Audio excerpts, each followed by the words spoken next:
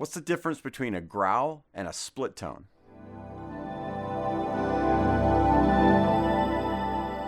So growling and split toning are cool effects you can use in your jazz improvisation. A lot of people get the two confused. They're not the same thing, and they're produced in two different ways.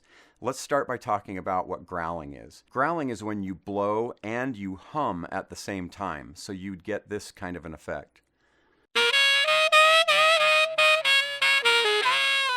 You can hear that really raspy sound. We call it a growl. And again, the way that's produced is by humming while you're blowing.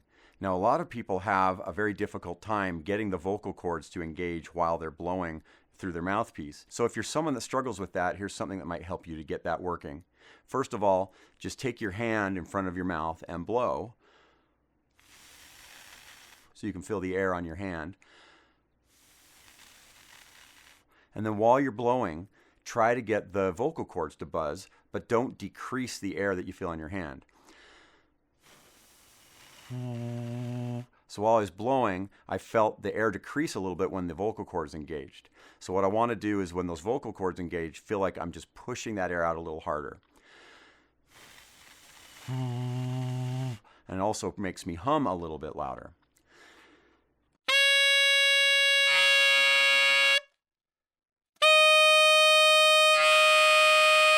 Now, a lot of people get this confused with a split tone.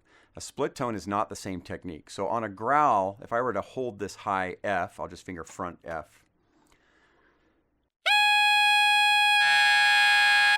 And then I let the vocal cords engage. You can hear that raspy sound. But it's not the same sound as if I were to split that note. And the way you split the note is you put a little bit more pressure on the heart of the reed with your lower lip, and then you just blow a little harder. So you'd get this.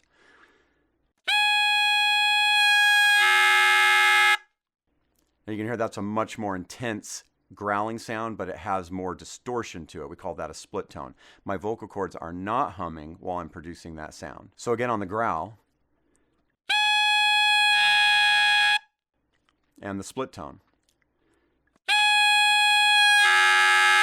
Another difference is where you would use these. On a growl, you could pretty much use it anywhere you want. And for split tones, you're pretty much going to be limited to just certain notes in the altissimo.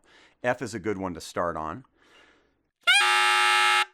F sharp, G, G sharp, and then the last one that you can really split well on alto sax, A.